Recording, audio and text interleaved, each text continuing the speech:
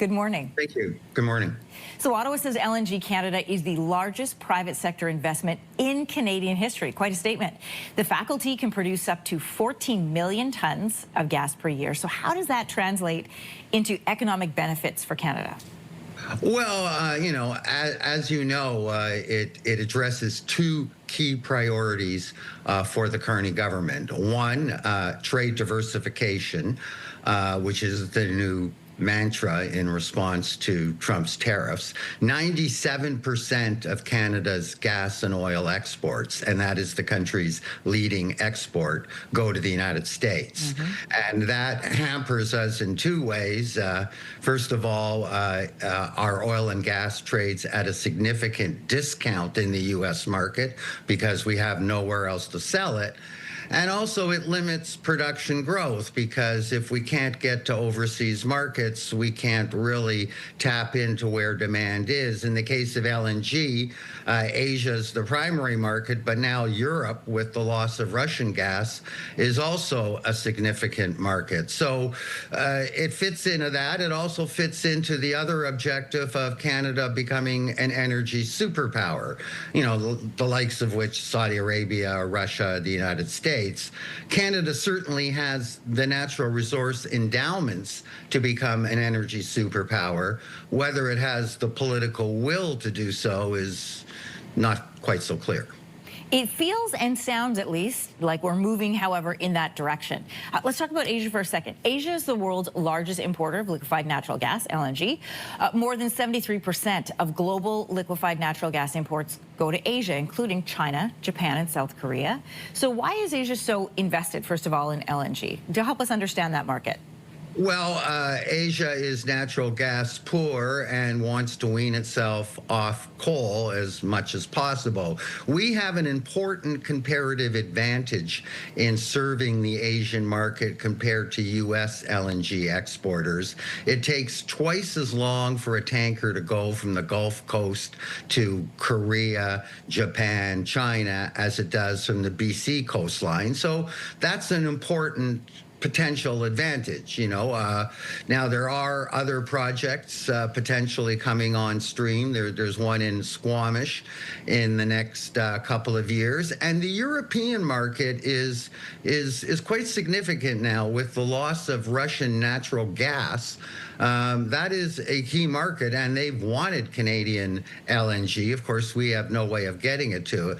Now, a Norwegian company has proposed to build a liquefaction plant in Baie-Comeau on the north shore of the St. Lawrence in Quebec, and we'll see if that has any impact on Quebec's previous opposition to pipelines going through its province. Don't forget, the federal government is not the only player when it comes to pipeline approval. Provinces and First Nation groups have had almost what's been a de facto veto power, and they haven't been shy about using it.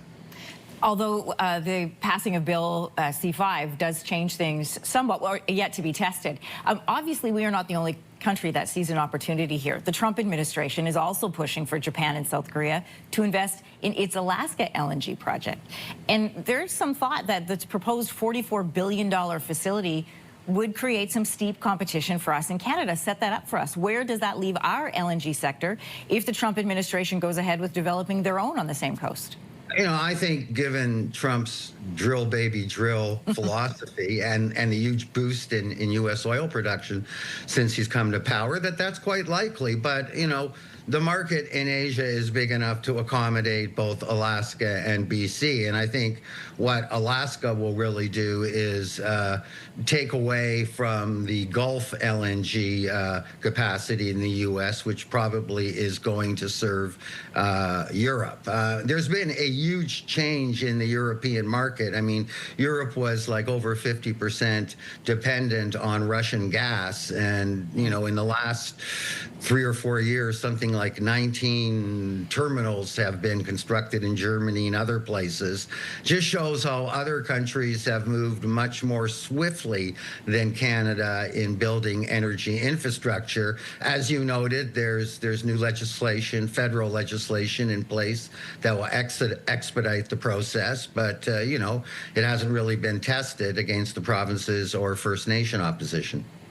Well, the need for natural gas is projected to increase, as you've pointed out, in the next few decades. Just to lay that out for everyone, according to Wood Mackenzie, global demand for natural gas is going to jump by 70 to 80% by 2050. It's a huge opportunity. What role do you see Canada playing to meet that?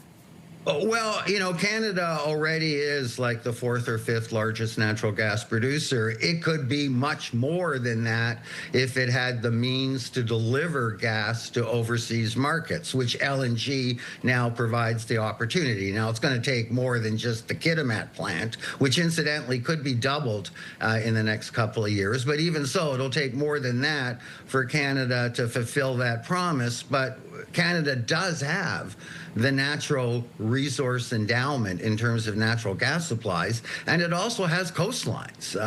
It has a Pacific coastline, an Atlantic coastline, perhaps even, Churchill Hudson Bay route to export LNG. So Canada does have the potential to become an energy superpower, given its geography and resource endowments. The question has been, does it have the political will? And I guess, we've seen some good initial steps by the Carney government, but as you point out, that new federal approval process has yet to be tested. Jeff Rubin, economist and author of A Map of the New Normal. I feel like you're going to need another revision of that one soon. Thanks so much, Jeff. Okay, good to be on. Take care.